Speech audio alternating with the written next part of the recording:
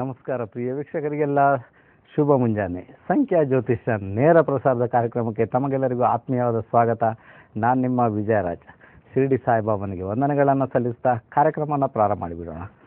So ವೀಕ್ಷಕರ, ಕಳೆದ ಸಂಚಿಕೆಯಲ್ಲಿ ನಾನು ಆಶ್ಲೇಷ ನಕ್ಷತ್ರ ಬಗ್ಗೆ ಮಾತಾಡ್ತಿದ್ದೆ. ಸೊ ಅದನ್ನು ಕಂಟಿನ್ಯೂ ಮಾಡ್ತೇನೆ.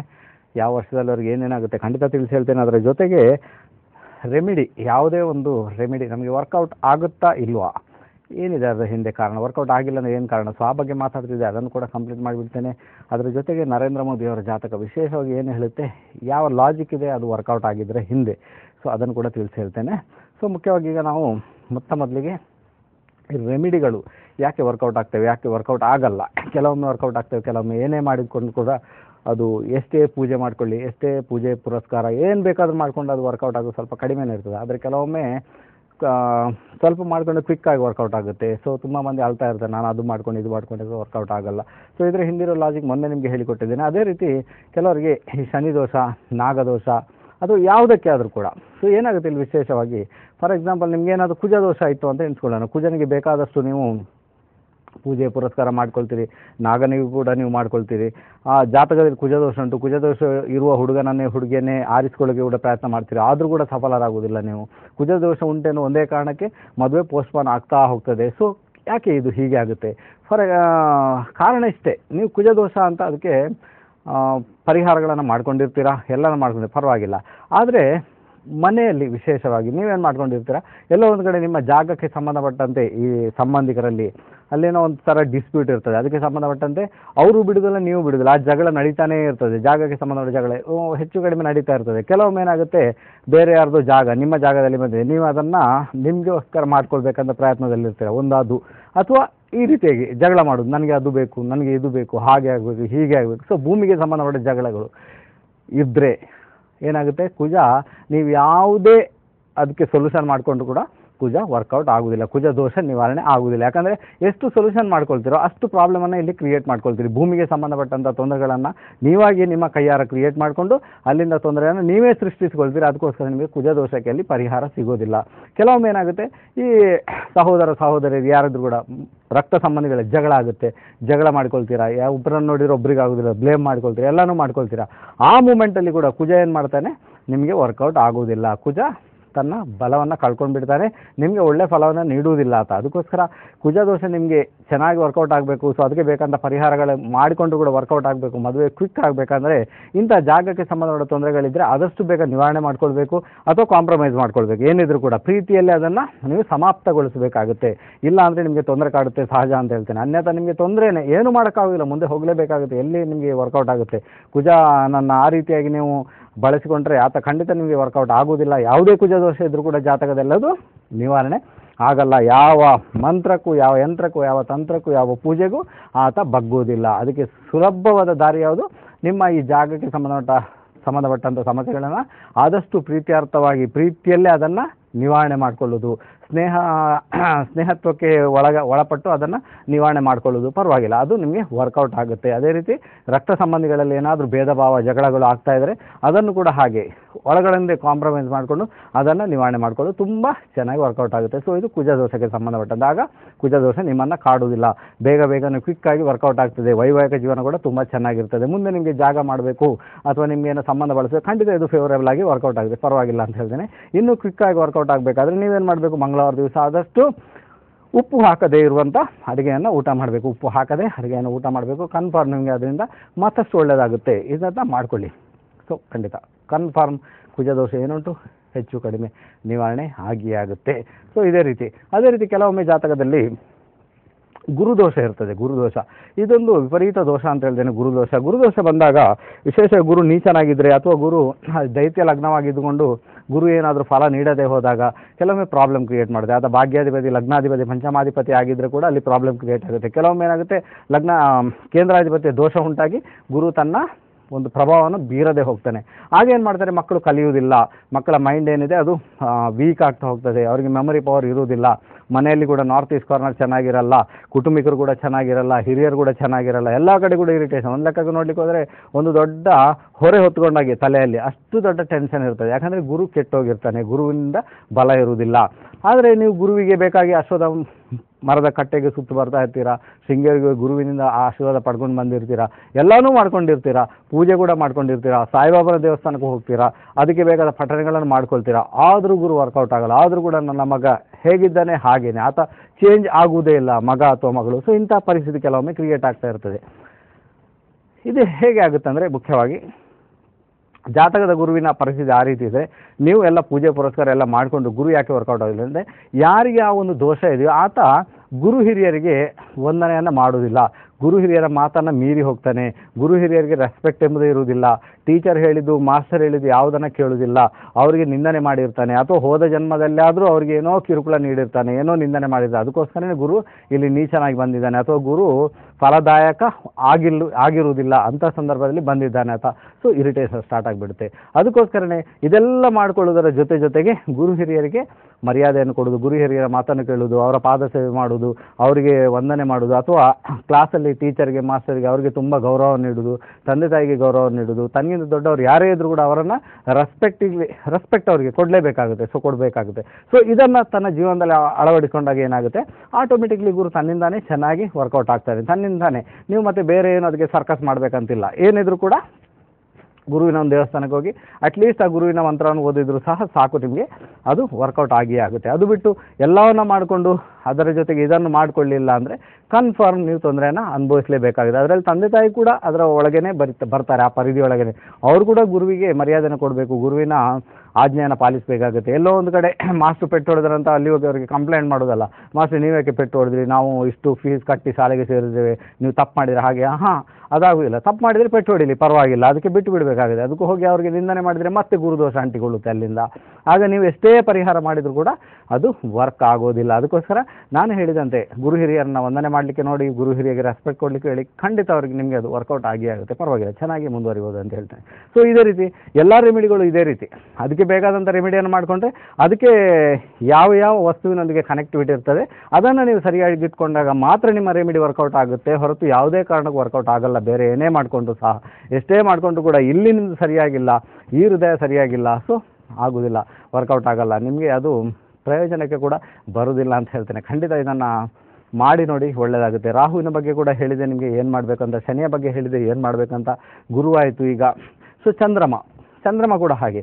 ಜಾತಕದಲ್ಲಿ ಚಂದ್ರಮ ಏನಾದರೂ ಕೆಟ್ಟೋದ್ರೆ ಅದು ವಿಪರೀತ ಮೆಂಟಲ್ ಟೆನ್ಷನ್ ಕೊಟ್ಟು ಬಿಡ್ತಾನೆ. ಏನೋ ಸೈಕೋ ಅಂತ ಇರ್ತಾರೆ ನೋಡಿ, ಅದು ಚಂದ್ರಮನಿಗೆ ಸಂಬಂಧಪಟ್ಟದ್ದು. ಚಂದ್ರಮ ಚೆನ್ನಾಗಿಲ್ಲ ಅಥವಾ ಸೈಕೋ ಆಗಿಬಿಟ್ಟಿದ್ದಾನೆ. ಯಾಕೆ ಸೈಕೋ ಆಗಿಬಿಟ್ಟೆ? ಯಾಕಂದರೆ ಎಲ್ಲೋ ಹೋದ ಜನ್ಮದಲ್ಲಿ ಈ ತನ್ನ ತಾಯಿಗೆ ತುಂಬ ತೊಂದರೆಯನ್ನು ಕೊಟ್ಟಿರ್ತಾರೆ ಆತ. ಅವರು ಯಾರಿಗೆ ಅದೆಲ್ಲ ಸೈಕೋ ರೀತಿಯಲ್ಲಿ ಬಂದಿರ್ತಾರೆ, ತುಂಬ ತೊಂದರೆ ಕೊಟ್ಟಿರ್ತಾರೆ, ಯಾವುದೇ ಪ್ರಯೋಜನ ಆಗುವುದಿಲ್ಲ, ತುಂಬ ತೊಂದರೆ, ಇರಿಟೇಷನ್, ಸೈಕೋ ಥರನೇ ವರ್ತಿಸಬೇಕು ಈಗಿನ ಮಟ್ಟದಲ್ಲಿ. ಆಗ ತೊಂದರೆ ಕೊಟ್ಟದ್ದು ಈಗ ಅದು ವರ್ಕೌಟ್ ಆಗ್ತಾ ಉಂಟು. ಅದಕ್ಕೋಸ್ಕರ ಚಂದ್ರಮ ಕೆಟ್ಟೋಗಿರ್ತಾನೆ. ತಾಯಿಗೆ ತೊಂದರೆ ಕೊಟ್ಟರೇನೆ ಚಂದ್ರಮ ಕೆಟ್ಟು ಹೋಗೋದು, ತಾಯಿಗೆ ತೊಂದರೆ ಕೊಡಲಿಲ್ಲ ಅಂದರೆ ಚಂದ್ರಮ ಕೆಟ್ಟು ಹೋಗೋದಿಲ್ಲ.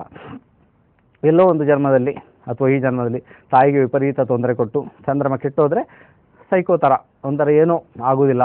ಆ ಚಂದ್ರನಿಗೆ ರಾಹುವಿನ ಸಂಯೋಗ ಬಂದಿರ್ತದೆ, ಕೇತುವಿನ ಸಂಯೋಗ ಬಂದಿರ್ತದೆ, ಅಥವಾ ಚಂದ್ರಮ ನೀಚನಾಗಿ ಕೇತುವಿನ ದೃಷ್ಟಿಗೆ ಒಳಗಾಗಿರ್ತಾನೆ. ಆಗೆಲ್ಲ ಈ ರೀತಿಯಾಗಿ ನಾವು ವರ್ಕೌಟ್ ಆಗುತ್ತೆ ಅದು. ಅದಕ್ಕೋಸ್ಕರ ಏನು ಮಾಡಬೇಕು, ತಾಯಿಯನ್ನು ತುಂಬ ಚೆನ್ನಾಗಿ ನೋಡ್ಕೊಳ್ಬೇಕಾಗುತ್ತೆ, ಮಾತೆ ಪಾರ್ವತಿಯನ್ನು ಆರಾಧನೆ ಮಾಡ್ಕೊಳ್ಬೇಕಾಗುತ್ತೆ.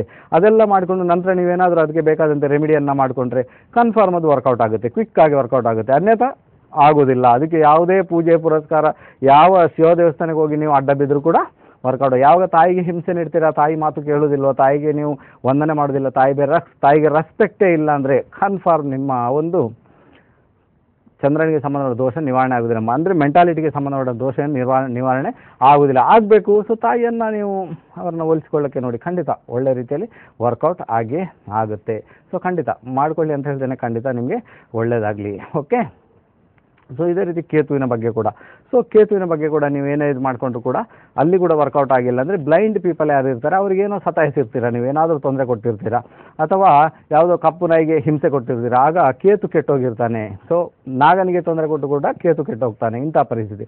ಆಗ ಕೂಡ ನೀವು ಯಾರಾದರೂ ಬ್ಲೈಂಡ್ ಪೀಪಲ್ಗೆ ಹೋಗಿ ಅವರಿಗೆಲ್ಲ ದಾನ ಧರ್ಮ ಮಾಡ್ತಾ ಬಂದರೆ, ಅವ್ರಿಗೇನೋ ಬ್ರೈಲ್ ಲಿಪಿ ಬೇಕೋ ಅದನ್ನೆಲ್ಲ ತೆಗೆದುಕೊಟ್ರೆ, ಅವರ ಸೇವೆಯನ್ನು ಸ್ವಲ್ಪ ಮಟ್ಟಿಗೆ ಮಾಡ್ತಾ ಬಂದರೆ ಎಲ್ಲೋ ಒಂದು ಕಡೆ ಅದು ಕೂಡ ಚೆನ್ನಾಗಿ ವರ್ಕೌಟ್ ಆಗುತ್ತೆ ನಿಮಗೆ, ಪರವಾಗಿಲ್ಲ ಮುಂದೆ ಹೋಗ್ಬೋದು. ಅಥವಾ ಕೇತುಗೆ ಸಂಬಂಧಪಟ್ಟಿದ ನಾಗದೋಷ ಏನುಂಟು ಅದು ಇಲ್ಲಿಂದಲೇ ನಿವಾರಣೆ ಆಗುತ್ತೆ ನಿಮಗೆ. ಒಳ್ಳೆ ಕ್ವಿಕ್ ರೆಮಿಡಿ ಅದು. ಸೊ ಕ್ವಿಕ್ಕಾಗಿ ಅದು ವರ್ಕೌಟ್ ಆಗುತ್ತೆ. ಸೊ ಈ ರೀತಿ. ಸೊ ಅದಕ್ಕೋಸ್ಕರ ನಾನು ಇಷ್ಟೇ ಹೇಳ್ತೇನೆ. ಸೊ ಈ ಸಬ್ಜೆಕ್ಟನ್ನು ಇಲ್ಲಿಗೆ ನಾವು ಮುಗಿಸಿಬಿಡೋಣ. ನಾನು ಹೇಳುವ ತಾತ್ಪರ್ಯ ಇಷ್ಟೇ. ನೀವು ತುಂಬ ಮಂದಿ ಓದಾಡ್ತಾ ಇರ್ತೀರಾ, ಮನೆಯಲ್ಲಿ ವಾಸ್ತು ಮಾಡ್ಕೊಂಡಿದ್ದೇನೆ, ನಾನು ಪೂಜೆ ಮಾಡ್ಕೊಂಡಿದ್ದೇನೆ, ನಾನು ಅದು ಮಾಡಿಕೊಂಡೆ, ನಾನು ಇದು ಮಾಡಿಕೊಂಡು ಎಲ್ಲನೂ ಮಾಡಿಕೊಂಡೆ, ನನಗೆ ಯಾವುದೂ ವರ್ಕೌಟ್ ಆಗಿಲ್ಲ. ಸೊ ಅದರ ಹಿಂದಿರುವ ಲಾಜಿಕ್ ಏನಿದೆ ಅಥವಾ ಹಿಂದಿರುವ ಕಾರಣ ಏನಿದೆ, ಇದೇ ಕಾರಣ ಇರ್ತದೆ. ನೀವು ಬೇಕಾದರೆ ನೋಡ್ಕೊಳ್ಬೋದು, ಇದೇ ಕಾರಣ. ಸೊ ಈ ಕಾರಣಕ್ಕೆ ಸಂಬಂಧಪಟ್ಟಂತೆ ಆ ಕಾರಣವನ್ನು ಹುಡುಕಿ ಅದನ್ನು ನೀವು ನಾನು ಹೇಳಿದಂತೆ ಸರಿಪಡಿಸಿಕೊಂಡ್ರೆ ಎಲ್ಲ ಒಂದು ಕಡೆ ನಿಮ್ಮ ಆ ಒಂದು ರೆಮಿಡಿ ಅಂದರೆ ಕ್ವಿಕ್ಕಾಗಿ ವರ್ಕೌಟ್ ಆಗುತ್ತೆ, ಲೈಫಲ್ಲಿ ತುಂಬ ಚೆನ್ನಾಗಿ ಮುಂದುವರಿಬೋದು, ಅನ್ಯಥಾ ತೊಂದರೆ ಉಂಟಾಗುತ್ತೆ. ಸೊ ಇದನ್ನು ಸ್ವಲ್ಪ ಮೈಂಡ್ ಮಾಡ್ಕೊಳ್ಬೇಕಾಗುತ್ತೆ. ಎಲ್ಲವೂ ಕೂಡ ನಾವು ಹೇಳಿದಂತೆ ಯಾವುದು ಕೂಡ ಇರಲ್ಲ. ಮೇಲಿನೊಬ್ಬ ಇದ್ದಾನೆ, ಆತ ಮೇಲೆ ಇದ್ದಾನೆ ನೋಡಿ, ಆತ ಏನು ಮಾಡ್ತಾನೋ ಅದರ ರೀತಿಯೇ ನಡೆಯುತ್ತೆ. ಎಲ್ಲವೂ ಕೂಡ ರೆಕಾರ್ಡ್ ಆಗ್ತಾ ಇರ್ತದೆ. ಆ ರೆಕಾರ್ಡಿಗೆ ತಕ್ಕಂತೆ ನಮ್ಮನ್ನು ಕುಣಿಸ್ತಾ ಇರ್ತಾನೆ ಆತ. ಅದಕ್ಕೋಸ್ಕರ ರೆಸ್ಪೆಕ್ಟಾಗಿ ನಡ್ಕೊಂಡ್ರೆ, ಎಲ್ಲರಿಗೂ ರೆಸ್ಪೆಕ್ಟಾಗಿ ನಡ್ಕೊಂಡ್ರೆ, ರೆಸ್ಪೆಕ್ಟ್ ಕೊಟ್ಟು ನಡ್ಕೊಂಡ್ರೆ ಕನ್ಫರ್ಮ್ ಅದು ಒಳ್ಳೆ ರೀತಿಯಲ್ಲಿ ಮುಂದುವರಿತೆ ಅಂತ ಹೇಳ್ತೇನೆ. ಖಂಡಿತ ನಿಮಗೆ ಗೊತ್ತಾಯ್ತು ಈಗ. ಸೊ ರೆಮಿಡಿಗಳು ಯಾಕೆ ವರ್ಕೌಟ್ ಆಗಲ್ಲ ಗೊತ್ತಾಯ್ತು ನಿಮಗೆ. ಸೊ ರೆಮಿಡಿಗಳನ್ನು ಈ ರೀತಿಯಾಗಿ ಮಾಡ್ಕೊಳ್ಳಿ. ಶುಕ್ರನಿಗೂ ಹೇಳಿಬಿಟ್ಟಿದ್ದೇನೆ. ಸೊ ಹೆಚ್ಚು ಕಡಿಮೆ ಎಲ್ಲ ಗ್ರಹಗಳಿಗೆ ಹೇಳಿದ್ದೇನೆ ನಾನು. ಆದರೆ ಯಾವುದೇ ಗ್ರಹಕ್ಕೆ ಹೇಳಿದ್ರು ಕೂಡ ಅದೇ ಗ್ರಹಕ್ಕೆ ಸಂಬಂಧಪಟ್ಟಂಥ ಯಾವ ವಸ್ತು ಇದೆ, ಯಾವ ಜನರಿದ್ದಾರೆ, ಏನು ಅದಕ್ಕೆ ಮಾಡಬೇಕು, ಅದನ್ನು ಮೂಲ ರೀತಿಯಲ್ಲಿ ನೀವು ಮಾಡ್ಕೊಂಡು ಹೋದರೆ ಅದು ವರ್ಕೌಟ್ ಆಗುತ್ತಪ್ಪ, ಪರವಾಗಿಲ್ಲ. ತುಂಬ ಬೇಕಾಗಿಲ್ಲ, ಅದಕ್ಕೋಸ್ಕರ ತುಂಬ ಏನು ತಲೆ ಹೊಡ್ಕೊಳ್ಳೋದು ಅದೆಲ್ಲ ಬೇಕಾಗಿಲ್ಲ. ಸೊ ಓಕೆ, ಇಷ್ಟು ಮಾಡ್ಕೊಳ್ಳಿ, ಖಂಡಿತ ಒಳ್ಳೆಯದಾಗುತ್ತೆ.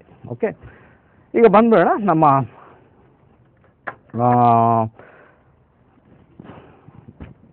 ನರೇಂದ್ರ ಮೋದಿಯವರ ಜಾತಕದ ಬಗ್ಗೆ. ಸೊ ವಿಶೇಷವಾಗಿ ನರೇಂದ್ರ ಮೋದಿಯ ಜಾತಕ ಮೊನ್ನೆ ಶನಿವಾರ ನಾನು ಅದಕ್ಕೆ ಹೇಳಿಬಿಟ್ಟಿದ್ದೇನೆ. ಸೊ ಅಲ್ಲಿ ಏನೆಲ್ಲ ಆಗುತ್ತೆ, ಸೊ ನಾನು ಹೇಳಿದ ಮಾತೆಲ್ಲ ನಡೆದು ಬಿಟ್ಟಿದೆ ಇಷ್ಟವರೆಗೆ ಕೂಡ, ಪರವಾಗಿಲ್ಲ. ಇನ್ನು ಮುಂದೆ ಏನಾಗ್ಬೋದು ನರೇಂದ್ರ ಮೋದಿಯವರ ಜಾತಕ, ಯಾವ ಮ್ಯಾಜಿಕನ್ನು ಉಂಟು ಮಾಡ್ಬೋದು, ಖಂಡಿತ ಅದನ್ನು ನಿಮ್ಮ ಮುಂದೆ ಇಡ್ತೇನೆ. ಸೊ ನಿಮಗೂ ಗೊತ್ತಾಗ್ಬಿಡುತ್ತೆ. ನರೇಂದ್ರ ಮೋದಿಯವರ ಜಾತಕ 17/9/1950. ಇವ್ರದ್ದು ಮಧ್ಯಾಹ್ನ 11 ಗಂಟೆ ಗುಜರಾತಲ್ಲಿ ಹುಟ್ಟಿದ್ದು. ಮಧ್ಯಾಹ್ನ 11 ಗಂಟೆ, ಮಧ್ಯಾಹ್ನ ಅಂದರೆ ಬೆಳಿಗ್ಗೆ 11 ಗಂಟೆ, ಸಾರಿ.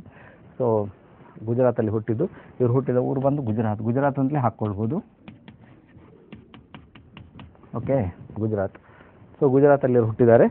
ಇವ್ರದ್ದು ವೃಶ್ಚಿಕ ಲಗ್ನ ಮತ್ತು ವೃಶ್ಚಿಕ ರಾಶಿ, ಅನುರಾಧ ನಕ್ಷತ್ರ 2ನೇ ಪಾದ, ಅನುರಾಧ ನಕ್ಷತ್ರ 2ನೇ ಪಾದ, ವೃಶ್ಚಿಕ ಲಗ್ನ, ವೃಶ್ಚಿಕ ರಾಶಿ. ಇಲ್ಲಿ ಮುಖ್ಯವಾಗಿ ಏನಾಗುತ್ತೆ ಇವ್ರಿಗೆ ಸರಿಯಾಗಿ ನೋಡ್ಕೊಳ್ಬೇಕಾದ ಅಂಶ ಯಾವುದಂದರೆ, ಅವ್ರಿಗೀಗ ದಶೆ ನಡೀತಾ ಉಂಟು, ಚಂದ್ರನ ದಶೆ ನಡೀತಾ ಉಂಟು ಇವರಿಗೆ. ಸೊ ಚಂದ್ರನ ದಶೆ ನಡೆದಾಗ ಏನಾಗುತ್ತೆ, ವಿಶೇಷವಾಗಿ ಚಂದ್ರ ಅನುರಾಧ ನಕ್ಷತ್ರದಲ್ಲಿದ್ದಾನೆ, ಅಲ್ಲಿ ಶನಿ ಫಲ ಕೊಡ್ತಾನೆ. ಶನಿ ಫಲ ಕೊಡಬೇಕಾದ್ರೆ ಶನಿ ಯಾರಿಲ್ಲಿ, ಶನಿ ಬಂದು ತೃತೀಯಾಧಿಪತಿ ಮತ್ತು ಸುಖಾಧಿಪತಿಯಾಗಿ ಆತ ಇಲ್ಲಿ ಕರ್ಮಸ್ಥಾನದಲ್ಲಿ ಶತ್ರುಭಾವದಲ್ಲಿ ಹೋಗಿ ಶನಿ ಸೇರ್ಕೊಂಡು ಬಿಟ್ಟಿದ್ದಾನೆ. ಓಕೆ, ಶನಿ ಕಾರಕತ್ವ ಕರ್ಮಸ್ಥಾನಕ್ಕೆ ಕಾರಕತ್ವದಲ್ಲೇ ಸೇರ್ಕೊಂಡು ಬಿಟ್ಟಿದ್ದಾನೆ. ಒಂದನೇದಾಗಿ. ಎರಡನೇದಾಗಿ ಏನಾಗುತ್ತೆ ಅಂದರೆ ವಿಶೇಷವಾಗಿ ನೀವು ನೋಡ್ಕೊಳ್ಬೇಕು, ಸುಖಾಧಿಪತಿ ಮತ್ತು ಸ್ಥಿತಿಯಾಧಿಪತಿಯಾಗಿ ಅಲ್ಲಿ ಹೋಗಿ ಸೇರ್ಕೊಂಡು ಬಿಟ್ಟಿದ್ದಾನೆ. ಆತ ಏನು ಫಲ ನೀಡ್ತಾನೋ ಆತ ಫಲ ನೀಡಬೇಕಾದ್ರೆ ಅಲ್ಲಿಂದ 3ನೇ ಮನೆ ಏನಾಗುತ್ತೆ, ಆಕ್ಟಿವೇಟ್ ಆಗಿರ್ತದೆ. ಅಂದರೆ 1, 2, 3, 3ನೇ ಮನೆ 12ನೇ ಮನೆ ಆಕ್ಟಿವೇಟ್ ಆಗಿರ್ತದೆ. 12ನೇ ಮನೆ ಆಕ್ಟಿವೇಟ್ ಆದರೆ ಏನಾಗುತ್ತೆ, ಜನರು ಚಲಿಸ್ತಾ ಇರ್ತಾರೆ, ಚಲನೆಯಲ್ಲಿ ಇರ್ತಾರೆ, ಒಂದು ಕಡೆಯಿಂದ ಇನ್ನೊಂದು ಕಡೆಗೆ ಹೋಗ್ತಾರೆ, ಅಥವಾ ಪ್ರಸಿದ್ಧಿಗೆ ಬಂದುಬಿಡ್ತಾರೆ, ಅಚಾನಕ್ಕಾಗಿ ಪ್ರಸಿದ್ಧಿಗೆ ಬಂದುಬಿಡ್ತಾರೆ.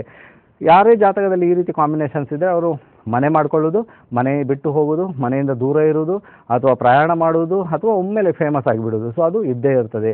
ಯಾವತ್ತಾದರೂ ನಿಮಗೆ ಫೇಮಸ್ ಆಗಬೇಕಾದ್ರೆ 12ನೇ ಮನೆ ಆಕ್ಟಿವೇಟ್ ಆಗಲೇಬೇಕು. ಹಾಗೆ ಆಗಿಲ್ಲ ಅಂದರೆ ಕನ್ಫರ್ಮ್ ನೀವು ಯಾವುದೇ ಕಾರಣಕ್ಕೂ ಫೇಮಸ್ ಆಗೋದಿಲ್ಲ. ಯಾವುದೇ ಕಾರಣಕ್ಕೂ ನಿಮಗೆ ಹೆಸರು ಅಥವಾ ಹಣ ಬರುವುದು ಇಲ್ಲ.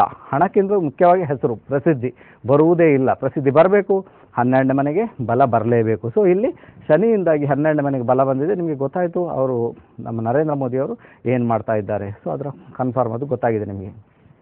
ಇಲ್ಲಿ ನೋಡಬೇಕಾದ ಅಂಶ ಏನಂದರೆ, ವೃಶ್ಚಿಕ ಲಗ್ನವಾಗಿ, ಕುಜನ ಲಗ್ನವಾಗಿ ಶನಿ ಹೇಗೆ ಫಲ ನೀಡಿದ, ಅದೇ ಅಲ್ಲಿರುವಂಥ ಸೀಕ್ರೆಟ್ಸ್. ಅಲ್ಲಿ ಹೇಗೆ ಫಲ ನೀಡಿದೆ, ಹೇಗೆ ಆತ ಫಲ ನೀಡಿದ್ದು, ಹೇಗೆ, ಯಾಕಂದರೆ ಕುಜನಿಗೂ ಶನಿಗೂ ಮೊದಲೇ ಆಗಲ್ಲ, ಅದರ ಜೊತೆಗೆ ಆತ ಫಲ ನೀಡಿಬಿಟ್ಟಿದ್ದಾನೆ. ಅದು ಹೇಗೆ ಆತ ನೀಡಿರ್ಬೋದು. ಸೊ ಅದಕ್ಕೆ ಉತ್ತರ ಏನು ಗೊತ್ತಾ, ಒಂದೇ ಮಾತು ನೆನ್ಪಿಟ್ಕೊಳ್ಳಿ ಯಾವತ್ತಿದ್ರು ಕೂಡ. ನಂಬರ್ ಬಂದು ಶನಿಯ ನಂಬರ್ ಅವ್ರದ್ದು ಎಷ್ಟು, 17, 1 ಮತ್ತು 7 ಅಂದರೆ 8 ಬರುತ್ತೆ. 17 ಅಂದರೆ 8 ಅಂಕೆ. 8 ಅಂಕೆ ಶನಿಗೆ ಸಂಬಂಧಪಟ್ಟದ್ದು. ಯಾವತ್ತಿದ್ರೂ ಕೂಡ ನಮ್ಮ ಡೇಟ್ ಆಫ್ ಬರ್ತ್ ಏನಿರುತ್ತೆ, ಡೇಟ್ ಆಫ್ ಬರ್ತ್ ಅಂದರೆ ನಾವು ಹುಟ್ಟಿದ ದಿನಾಂಕ ಏನಿರುತ್ತೆ, ಆ ಹುಟ್ಟಿದ ದಿನಾಂಕಕ್ಕೆ ಸಂಬಂಧಪಟ್ಟಂಥ ಗ್ರಹಗಳು ಇದರಲ್ಲಿ ಯಾವುದು ಇರ್ತವೆ, ಆ ಗ್ರಹಗಳು ಯಾವತ್ತೂ ಕೂಡ ನಿಮಗೆ ಕೆಟ್ಟದನ್ನು ಮಾಡುವುದಿಲ್ಲ. ಇದನ್ನು ಮೈಂಡಲ್ಲಿ ಇಟ್ಕೊಳ್ಬೇಕಾಗುತ್ತೆ. ಆ ಗ್ರಹಗಳು ಯಾವತ್ತೂ ಕೂಡ ಕೆಲವೊಂದು ಸಂದರ್ಭ ಬಿಟ್ಟರೆ ಅದು ಕೆಟ್ಟದನ್ನು ಮಾಡುವುದೇ ಇಲ್ಲ, ಕೆಟ್ಟದಾಗುವುದಿಲ್ಲ. ಅದರಿಂದ ಅದು ಒಳ್ಳೆಯದೇ ಮಾಡುತ್ತೆ. ನಿಮ್ಗೆ ಯಾವತ್ತಿದ್ರೂ ಕೂಡ ನಿಮಗೋಸ್ಕರ ಒಳ್ಳೆ ರೀತಿಯಲ್ಲಿ ಕೆಲಸ ಮಾಡೋಕ್ಕೆ ತತ್ಪರರಾಗಿರ್ತವೆ. ಅದೇ ರೀತಿ ಲಗ್ನದಲ್ಲಿರುವ ಗ್ರಹಗಳು ಕೂಡ ಲಗ್ನಾಧಿಪತಿ ಕೂಡ ಅಷ್ಟೇ ಪವಿತ್ರ. ಆತ ಕೂಡ ಯಾವತ್ತಿಗೂ ನಿಮಗೆ ಹಾಳು ಫಲವನ್ನು ನೀಡುವುದಿಲ್ಲ, ಒಳ್ಳೆ ಫಲವನ್ನು ನೀಡುವುದಿಲ್ಲ. ಲಗ್ನಾಧಿಪತಿ ಎಲ್ಲಿ ಹೋಗಿ ಕೂತ್ಕೊಂಡು ಬಿಡ್ತಾನೆ, ಆ ಒಂದು ರಾಶಿಗೆ ಸಂಬಂಧಪಟ್ಟಂತೆ, ಆ ಒಂದು ಸ್ಥಾನಕ್ಕೆ ಸಂಬಂಧಪಟ್ಟಂತೆ ಅದರ ಬಲವನ್ನು ಹೆಚ್ಚಿಸಿ ಬಿಡ್ತಾನೆ ಅಂತ ಅದರ ಅರ್ಥ. ಅಂದರೆ ಕುಜ ಬಂದು ಹೆಚ್ಚಿಸಿ ಬಿಡ್ತಾನೆ ಆ ಬಲವನ್ನು. ಯಾರು ಇದ್ರೂ ಕೂಡ ಲಗ್ನಾಧಿಪತಿ ಎಲ್ಲಿ ಹೋಗಿ ಸೇರಿಕೊಂಡ್ರೆ ಅದು. ಸೊ ಅದಕ್ಕೋಸ್ಕರ ನಮ್ಮ ಡೇಟ್ ಆಫ್ ಬರ್ತ್ ಏನಿರ್ತದೆ ಅದರ ಅಧಿಪತಿ ಯಾರಿರ್ತಾರೆ, ಆ ಅಧಿಪತಿಗೆ ಸಂಬಂಧಪಟ್ಟಂತೆ ಯಾವುದೇ ತೊಂದರೆಗಳು ಅಲ್ಲಿ ಉಂಟಾಗುವುದಿಲ್ಲ, ಅವರು ಉಂಟು ಮಾಡುವುದಿಲ್ಲ. ಅದೇ ಒಂದು ಥಿಯರಿ ಇಲ್ಲಿ ವರ್ಕೌಟ್ ಆಗಿದ್ದು. ಸೊ ಇದರ ಬಗ್ಗೆ ಇನ್ನಷ್ಟು ವಿಷಯಗಳನ್ನ ತಿಳಿಸಿಕೊಡ್ತೇನೆ. ಅದಕ್ಕಿಂತಲೂ ಮುಂಚೆ ಸಂಖ್ಯಾ ಜ್ಯೋತಿಷ್ಯ ನೇರ ಪ್ರಸಾದ ಕಾರ್ಯಕ್ರಮದಲ್ಲಿ ಪುಟ್ಟ ವಿರಾಮ ವೀಕ್ಷಕರೇ, ಬೇಗ ಬಂದುಬಿಡ್ತೇನೆ, ಕಾಯ್ತಾ ಇರಿ.